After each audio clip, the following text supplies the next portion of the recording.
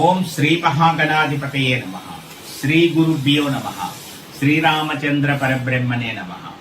భగవద్భక్తులారా, Parasa TV అందిస్తున్నటువంటి వైశాఖ పురాణం 2వ రోజు కార్యక్రమానికి మీ అందరికీ కూడా హృదయపూర్వక స్వాగతం పలుకుతున్నాను. మానవ సేవే మాధవ సేవ అనేటువంటి లక్ష్యమే వైశాఖ మాసం యొక్క ప్రధాన ఉద్దేశం. మరి నారద మహర్షి చెప్తున్నాడని చెప్పుకున్నాం, అంబరీషుడికి చెప్తున్నాడు. అంబరీషుడికి వివరిస్తూ నారద మహర్షి అంటున్నాడు, ఓ అంబరీష, వైశాఖ మాసము శ్రీ మహావిష్ణువుకి చాలా ప్రీతికరమైనటువంటిది. ఎంత ప్రీతికరం అంటే ఈ వైశాఖ మాసాన్ని మించినటువంటి ఇదేది కూడా లేదు అనేంత ప్రీతికరం. ఆయనకి చాలా ఇష్టమైనటువంటిది. అందువల్ల ఈ మాసానికి మాధవ మాసము అని పేరు కూడా వచ్చేసింది. ఆయన ఎందుకు ఇష్టమైంది అంటే ప్రజల యొక్క పరిస్థితులకు అనుగుణంగా వాళ్ళని సులువుగా అనుగ్రహించడానికి ఆయన ఎంచుకున్నటువంటి మాసము వైశాఖ మాసం. ఈ వైశాఖ మాసంలో తప్పనిసరిగా చేయవలసినటువంటి కొన్ని కార్యక్రమాలు ఉన్నాయి. వైశాఖ నియమాలు అనొచ్చు, వాటి వైశాఖ వ్రత ధర్మాలు అనొచ్చు. ఏదైనా వ్రతము అనగానే కొన్ని నియమాలు ఉంటాయి. అలాగే పూజలు, నోములు, వ్రతాలు వీటన్నిటికీ చాలా ఖర్చుతో కూడుకున్నటువంటిది అయి ఉంటుంది. శారీరక శ్రమ కూడా ఉంటుంది.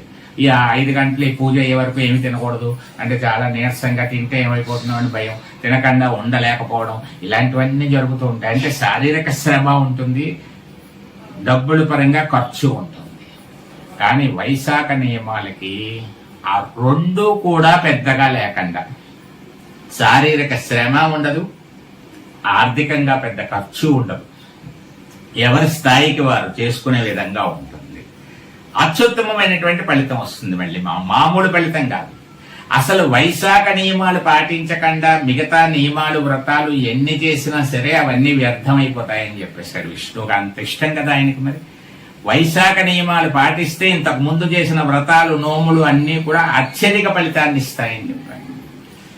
అసలు నరకం అనేటువంటిది చూడకుండా ఉండాలంటే వైశాఖ మాస నియమాలు ఎప్పుడు వస్తుందా అని ఎదురు చూస్తూ వైశాఖ మాసాన్ని చక్కగా పాటిస్తే చాలా ఉత్తమమైనటువంటి గతులు పొందుతారు అని స్పష్టంగా చెప్పబడుతోంది. నారదుడు అదే విషయాన్ని చెప్తున్నాడు. ఓ నారద, వైశాఖ మాసంలో చాలా ప్రధానమైనటువంటిది జలదానం గొప్పది. జలదానము అంటే నీటిని దానం చేయడం. దాని ముఖ్యంగా వైశాఖ మాసంలో జలదానం చాలా గొప్పది. జలదానం చేసినటువంటి వాళ్ళు ఆ ఫలితాన్ని ఒక తక్కెట్లో పెట్టుకుంటే మిగతా దానాలన్నీ ఇటు పక్కన పెడితే అవి ఎందుకు పనిచేయటాయి, ఈ ఫలితం ఎక్కువగా ఉంటుంది. తాగడానికి నీళ్ళు ఇస్తే అద్భుతమైన ఫలితం ఇచ్చేస్తున్నాడు వైశాఖ మాసంలో. అందువల్ల వేసవి కాలం అందరికీ దాహం వేస్తూ ఉంటుంది. దాహం తీరితే చాలా సంతోషిస్తారు. అమ్మయ్య, ప్రాణం లేచొచ్చినట్టుందండి అంటారు. అందువల్ల అందరికీ వెంటనే అరగంటకి పావుగంటకి నీరు అవసరం అవుతుంది. కాబట్టి చల్లని నీరు కానీ, ఒక పానకం లాంటిది కానీ, ఒక మజ్జిగ లాంటిది కానీ ఏమిచ్చినా సరే అమ్మయ్య అనిపిస్తుంది. ఒకసారి బాటసారులు ఉంటారు. బాటసారులు అంటే ఏదో ప్రయాణం మీద బయలుదేరినటువంటి వాళ్ళు, ఏదో అమ్ముకుందామనో, ఏదో కొనుక్కోవాలనో, ఏదో పని మీదో బయలుదేరి వెళ్తున్న వాళ్ళు ఉంటారు. పూర్వకాలంలో ఇప్పట్లాగా వాటర్ బాటిల్స్ అమ్మడాలు, నీరు అమ్మకాలు లేవు, అనేక దుకాణాలు లేవు. బయలుదేరి వెళ్తూ ఉంటే మార్గ మధ్యలో దాహం వేస్తే ఆ దాహం తీర్చుకోవడానికి ఎలాగా, దాహం తీరాలంటే ఎలాగా, ఏవైనా సత్రవులు అవి ఉండేవి, దాతలు కట్టించేవారు. అక్కడ కాస్త మంచినీళ్ళు అవి దొరికేవి. లేదా ఏదైనా గృహస్థుడిని అడిగి ఆ గృహస్థుడి దగ్గర మంచినీళ్ళు తీసుకుంటారు. అందుకే ఎవరైనా ఎక్కడికైనా వెళ్ళినప్పుడు ముందు మంచినీళ్ళు కావాలా అని అడుగుతారు, మంచినీళ్ళు ఇస్తారు. అది గొప్ప సంస్కారమే కాదు, గొప్ప సుగుణం కూడా అని చెప్పబడతారు. అందువల్ల ఎండలో బయలుదేరి వెళ్ళినటువంటి వ్యక్తికి వేసవి కాలంలో ఒక గంట తర్వాత దాహం వేస్తే తీర్చుకోవడానికి ఎవరైనా చక్కటి మంచినీళ్ళు ఇచ్చారనుకోండి, చల్లటి పానకం ఇచ్చారనుకోండి, చల్లటి మజ్జిగ ఇచ్చారనుకోండి, అమ్మయ్య అనిపిస్తుంది కదా. అందువల్ల అలా చేసినటువంటి వారికి గొప్ప ఫలితం ఇచ్చేస్తారు. అందుకే చలివేంద్రాలు ఉగాది నుంచే ప్రారంభం అయిపోతాయి. చలివేంద్రాలు ముఖ్యంగా వైశాఖ మాసంలో చలివేంద్రం ఏర్పాటు చేయాలి. ఒకవేళ చలివేంద్రం ఏర్పాటు చేసి ఉన్నట్లయితే మీకు మొత్తానికి ఏర్పాటు చేసే వీలు లేకపోతే ఒకరోజుకు అయ్యేటువంటి నిర్వహణ బాధ్యత స్వీకరించండి. ఒకరోజు మీరు అక్కడ ఉండి సేవ చేయండి చలివేంద్రం. ఇంకా ఎంత గొప్పగా చెప్పాడంటే శ్రీ మహావిష్ణువు, నీకు దాహం తీర్చడానికి చలివేంద్రం పెట్టించడానికి అవసరమైనటువంటి శక్తి సంపత్తి లేదు, నీకు జలదానం చేసే అవకాశం లేదు. ఎవరికైనా ప్రబోధించి ఎవరైనా చేసేటట్టు చేసి నువ్వు వాళ్ళు ఆ మార్గంలో చేయగలిగినట్లయితే, వాళ్ళు చేసినట్లయితే నీకు ఫలితం ఇస్తాను. ఎందుకంటే నువ్వు చెప్పడం వల్ల వాళ్ళు చేశారు కాబట్టి. అంటే 10 మందికి ఈ జలదాన విశిష్టతని తెలియచేయమంటోంది వైశాఖ పురాణం. ఎంత గొప్పదండి. పురాణాలంటే విమర్శించే వాళ్ళు ఎక్కువైపోయారు కదా. వైశాఖ పురాణం చదవమనండి వాళ్ళని ఒకసారి.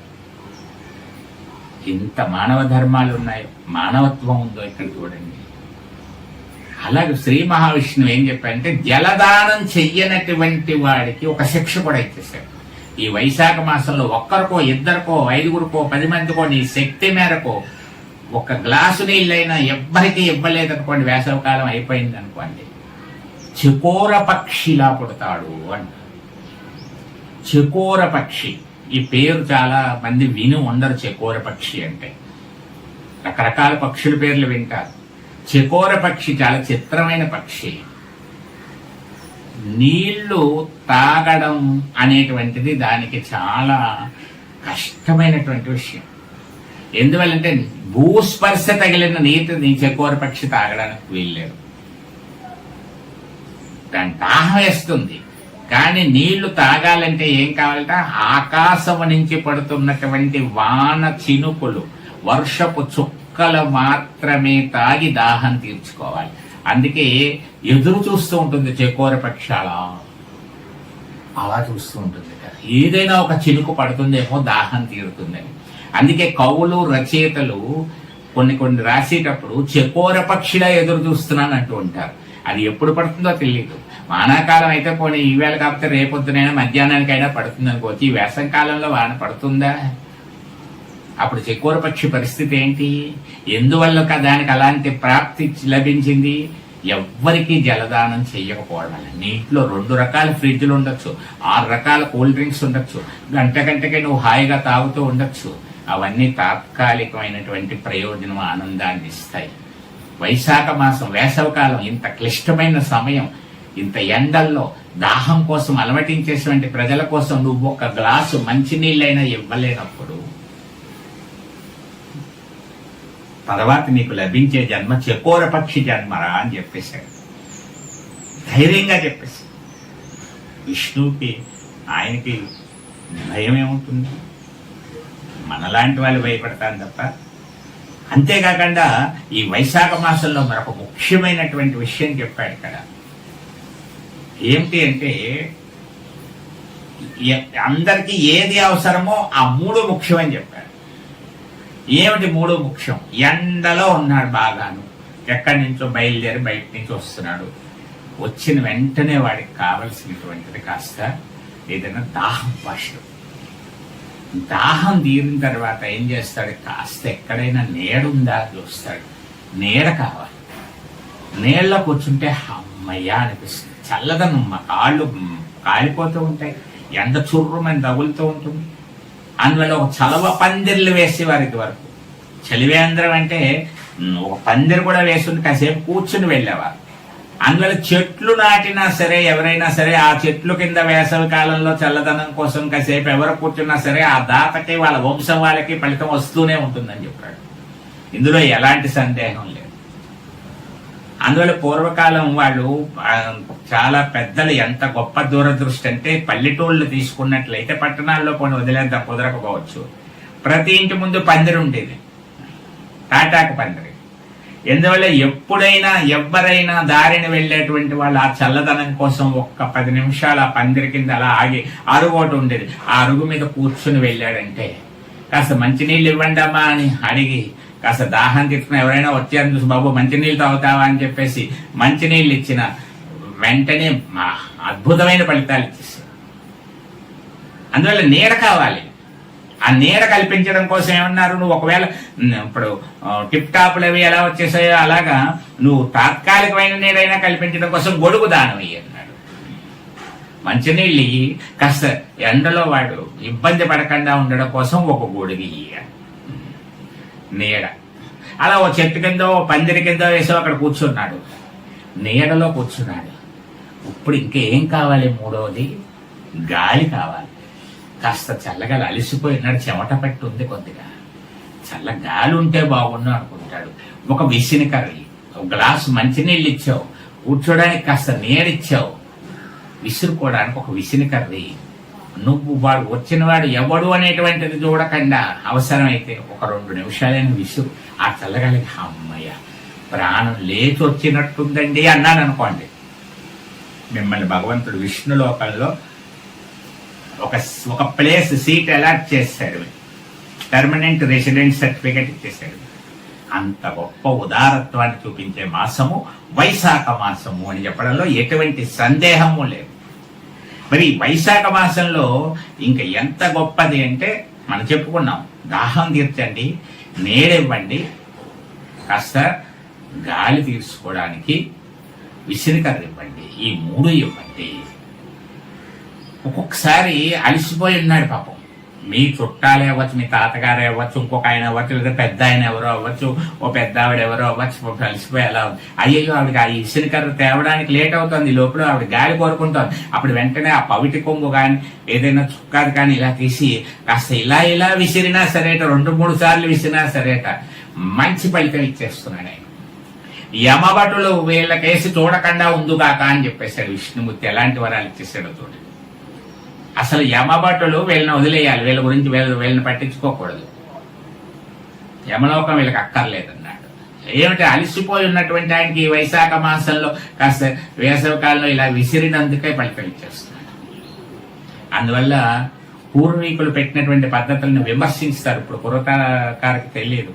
వైశాఖ మాసం అనగానే ఏం చేసేవారు, ఒక 2 మామిడి పళ్ళు, ఓ విసిరికర్ర తీసుకుని రెడీ చేసి వారికి ఇచ్చి, ఒక గొడుగు కూడా అవసరమైతే ఇచ్చి, లేదా విసిరికర్ర ఇవ్వడం ఇంటికి తీసుకొచ్చి వారిని చక్కగా అర్ఘ్యపార్ఘ్యాదులు ఇచ్చి, కాస్త మంచినీళ్ళు ఇచ్చి, అవసరమైతే వాళ్ళ యొక్క స్థాయిని బట్టి, వాళ్ళ యొక్క యోగ్యతను బట్టి, మీకు ఉన్నటువంటి గౌరవ భావాన్ని బట్టి వాళ్ళ పాదములు కడిగి కూర్చోబెట్టి ఒక ఫ్యాన్ అది ఏర్పాటు చేసి చల్ల గాలి ఇచ్చి చక్కగా, లేకపోతే కాసేపు విసిరికర్రతోటి మీరు చక్కగా విసిరి వారికి ఆనందం కలిగించి పంపితే గొప్ప ఫలితం ఇచ్చేస్తున్నాడు.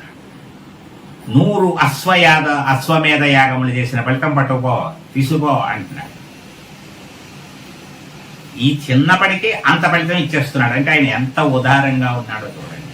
అంటే ఇలాంటి భావాన్ని పెంపొందించడం కోసం మానవుల్లో భగవంతుడు ఎంత ఉదారత్వాన్ని చూపెడుతున్నాడో ఆలోచించండి. అందువల్ల ఈ వేసవి కాలంలో నీడను కల్పించాలి, తాగడానికి దాహాన్ని తీర్చే ఏర్పాటు చేసుకోవాలి, అలాగే మరి కాస్త గాలి కూడా కల్పించాలి. అంటే విసిరికర్ర లాంటివి ఇస్తూ ఉండాలి. మరొక ముఖ్యమైనది చెప్పాడు, ఏమిటది? పాదరక్షలు. చాలా మంది పేదవారికి పాదరక్షలు ఉండవు. పాదరక్షలు మరి కాళ్ళు కాలిపోతూ ఉంటాయి, ఎండలో నడవలేకపోతూ ఉంటారు. అటువంటి వాళ్ళకి ఏం చేయాలి? పాదరక్షలు కావాలి. పాదరక్షలు కనుక మీరు ఇచ్చినట్లయితే అది కూడా గొప్ప ఫలితం ఇస్తున్నాడు. పాదరక్షలతో చాలా గొప్ప ఫలితం ఉంటుంది. అంటే వైశాఖ మాసంలో చెయ్యవలసింది ఏమిటయ్యా అంటే జలదానం చేయి, కాస్త నీడ కల్పించు, విసురుతూ ఉండు, విసిరికర్ర లాంటిది ఏర్పాటు చేయి, గొడుగును దానం చేయి, చెప్పులు దానం చేయి. అంటే బాటసారులకి, అవసరమైనటువంటి వారికి, అర్హులకి, అది అవసరం వాడికి జోడు. ఖచ్చితంగా వాడు ఈ కులమా ఆ కులమా ఈ వయసు అని చూడకు. పండితులకి బ్రాహ్మణులకి ఇచ్చేటువంటిది ఏదైనా ఉంటే ఆ ఫలితం ఉంటుంది. అవసరమైన వారికి ఇచ్చినటువంటి పేదవారికి ఇవ్వడం అనేటువంటిది అవసరం. వాళ్ళ దాంతో వాళ్ళకి వాళ్ళ యొక్క ప్రయోజనం వాళ్ళకి చేకూరుతుంది వెంటనే అన్న వాళ్ళకి ఆలోచించకుండా ముందు ఆ ఫలితం ఇవ్వమని చెప్పాడు. అంతేకాకుండా నీటి కుంభదానం అంటారు. ఈ చలివేంద్రాలు అవి పెట్టలేకపోవచ్చు. ఒక మంచి కూజా కొని శుభ్రంగా కడిగేసి దాన్ని చక్కగా తయారు చేశాక అందులో మంచినీళ్లు పోసి చల్లబడేదాకా ఉంచి ఒక మామిడి పండు తీసుకుని ఆ కూజా తీసుకుని ఒక విసినకర తీసుకుని ఒక మంచి ఎవరో ఒక బ్రాహ్మణోత్తముల దగ్గరికి వెళ్ళి, మీ ఇంటి పురోహితులు ఉంటారు, దేవాలయంలో అర్చకులు ఉంటారు, లేకపోతే పెద్దవారు వృద్ధులైనటువంటి వాళ్ళు ఉంటారు, లేకపోతే ఆడవారిలో కూడా మంచి భావన కలిగినటువంటి వాళ్ళు ఉంటారు, గౌరవనీయమైన స్థానంలో ఉండేటువంటి వారు ఉంటారు, పార్వతీదేవి స్వరూపంగా ఉండేటువంటి వాళ్ళు ఉంటారు. వాళ్ళకి ఇచ్చి ఓ నమస్కారం పెట్టి వాళ్ళని ఆనందపరచు. ఇది గొప్ప ఫలితం చెప్పాడన్నమాట. ఇంకా ఈ కార్యక్రమంలో మరొక ముఖ్యమైనది ఏమిటి అంటే సర్వదేవతలు ప్రీతి చెందారు. ఈ జలదానం చేసిన, విసినికరతో విసిన, అలసిపోయిన వాడికి నీడను కల్పించిన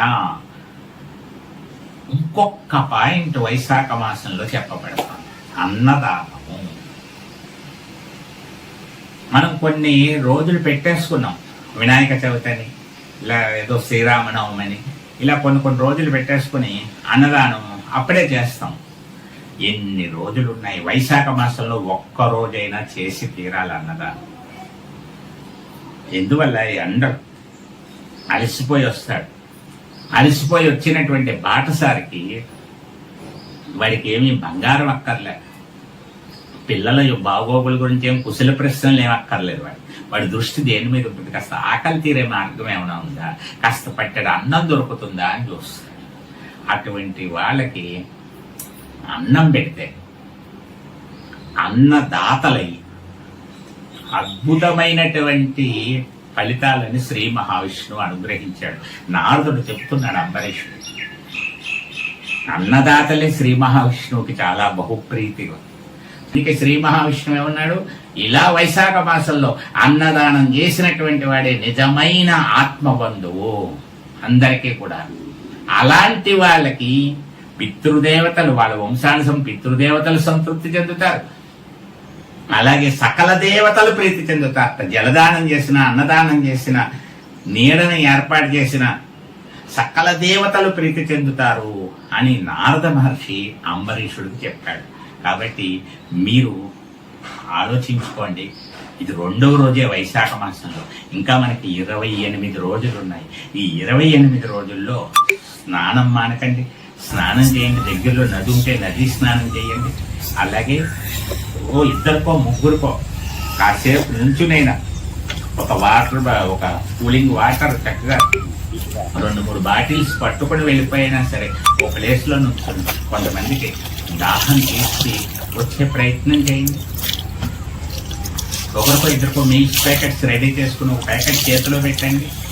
కుదిరితే అలా వెళ్ళే వాళ్ళని అతిథి ఇల్లు వాడు అని లేదు, ఆ సమయానికి ఆహారం కోరుకొని పిలిచి భోజనం పెట్టి పంపించండి. ఇవన్నీ వైశాఖ మాసంలో అత్యద్భుతమైన ఫలితాలను ఇస్తాయని చెప్పబడుతోంది. కాబట్టి మీ అందరూ కూడా ఈ 28 రోజుల్లో ఒక్కసారైనా ముందు వైశాఖ పురాణం వినండి, స్నానం చేయండి, తోచినటువంటి దానం చెయ్యండి. ఇదే వైశాఖ వ్రతం. నియమాలు కష్టం ఏమీ లేవని చెప్పాడు చూసారా? ఏ విధమైన పూజలు, గంటల సేపు పూజలు, వ్రతాలు అవి ఏమీ లేవు. ఈ పని చేస్తూ ఉండడమే వైశాఖ వ్రతం.